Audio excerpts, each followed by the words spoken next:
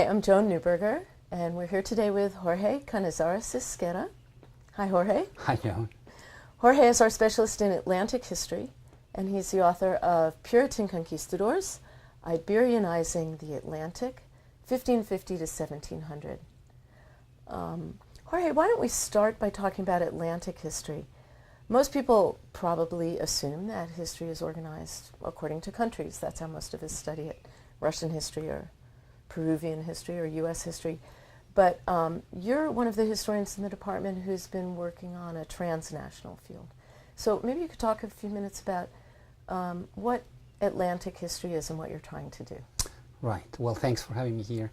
Atlantic history is a field that recognizes that for the colonial period, at least, if not for contemporary events, the events in the societies we study, like United States or Peru or Mexico, actually happen in a much broader stage.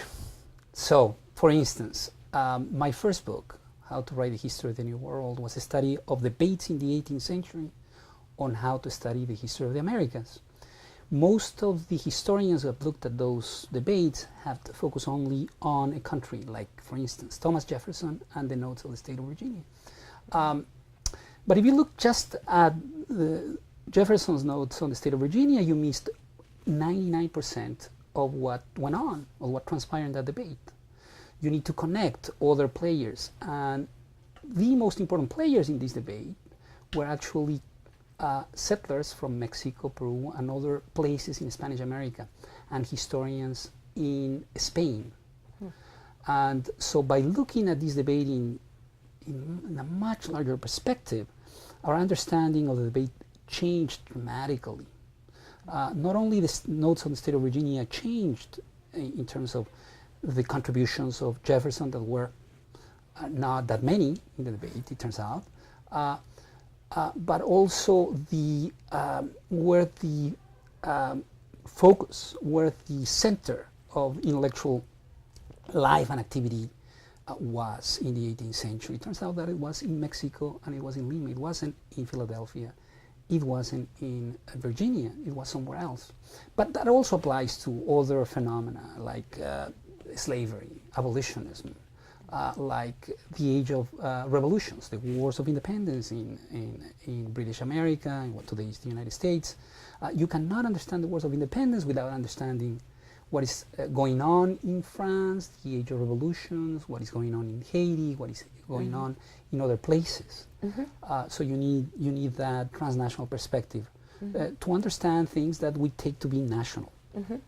And in your next book, The Puritan Conquistadors, you've done that again. You came up with a really counterintuitive argument, which is that the motivations and justifications of conquest in Spanish Latin America and in Puritan New England were very similar, right? And I was wondering if you could talk about how you first began to see that this counterintuitive argument could possibly have taken shape.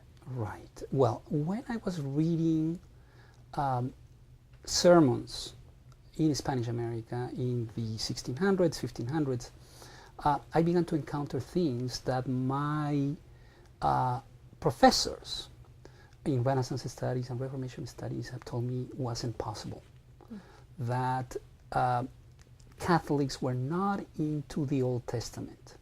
Catholics read the Bible differently than Protestants, particularly Calvinists. And yet I began to encounter in these sermons things that appear very similar to the things that I've studied about Puritans.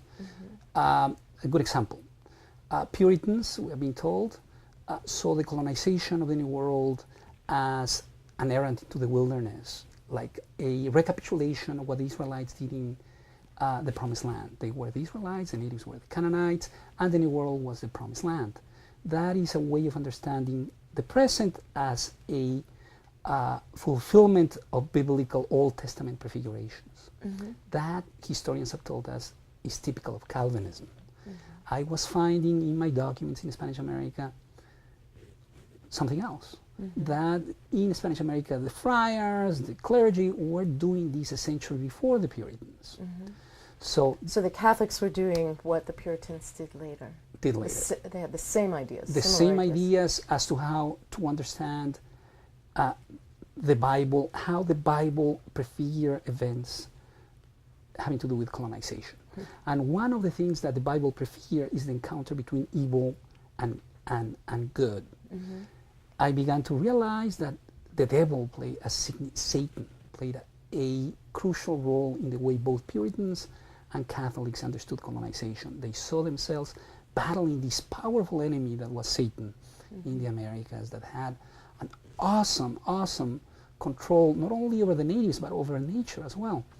So both the Protestant Puritans in New England and the Spanish Catholics in Latin America justified conquest or justified colonization on the basis of their desire to, or their need to, uproot Satan from nature? Right. This was typical of the 16th and 17th centuries.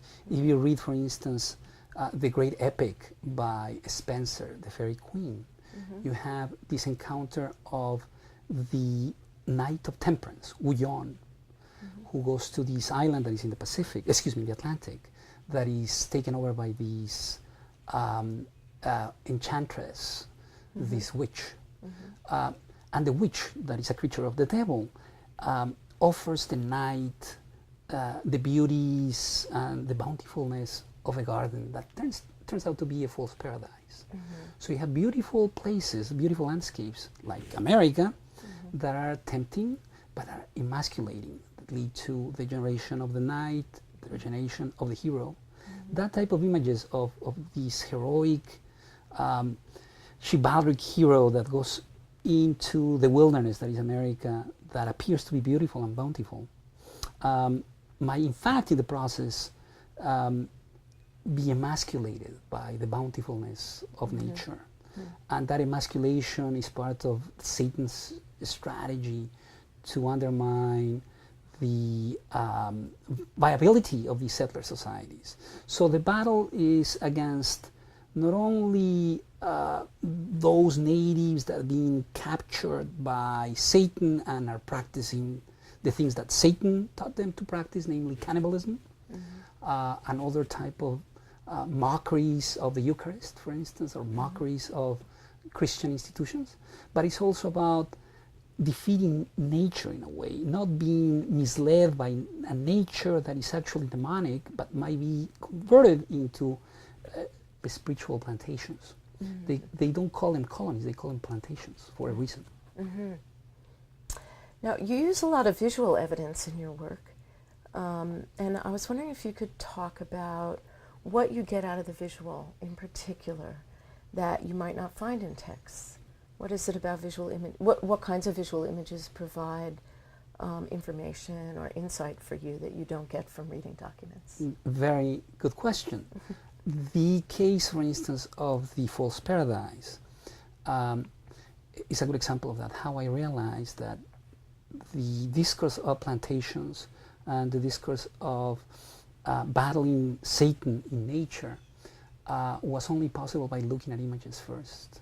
I was looking at these two images by a printer, Calvinist printer, Theodore de Brie, who in the 1590s to 1600 produced a multi-volume compilation of travel accounts to the New World, illustrated, very influential, called America, 12 volumes.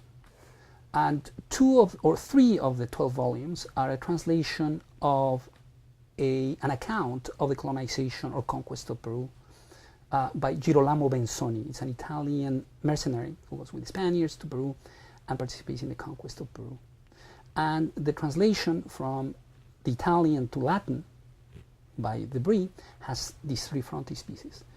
The first frontispiece is this orchard, the one that I submitted for this interview, an orchard with natives frolicking, naked, having a great time, worshipping this creature that is on top of the mountain that turns to be Satan. It's a monster with a face on the face of the stomach. It's It's a monster, Renaissance monster or medieval monster of sorts. The next image is the same mountain, but it's barren. The orchard has disappeared. The natives are working as slaves for the natives, and instead of the Satan on top, you have the cross. So you could read that as a critique on the part of a satire, an ironic statement on the part of this Calvinist that says, you know, the natives were better off without the Spaniards and with Satan than they are now. That mountain has been transformed into a barren landscape, and instead of Satan they have the cross, yet they are much worse off. But it turns out that the more I looked into it, the more I realized that this Calvinist was in fact justifying this first step of Spanish colonization. The garden needed to be destroyed. The false paradise needed to be destroyed for a conversion, for salvation of the continent to take place. And I only realized that that argument was being laid out by somebody like Theodore de Brie and others by looking at the sequence of images. Fascinating. Thank you very much, Jorge. You're welcome.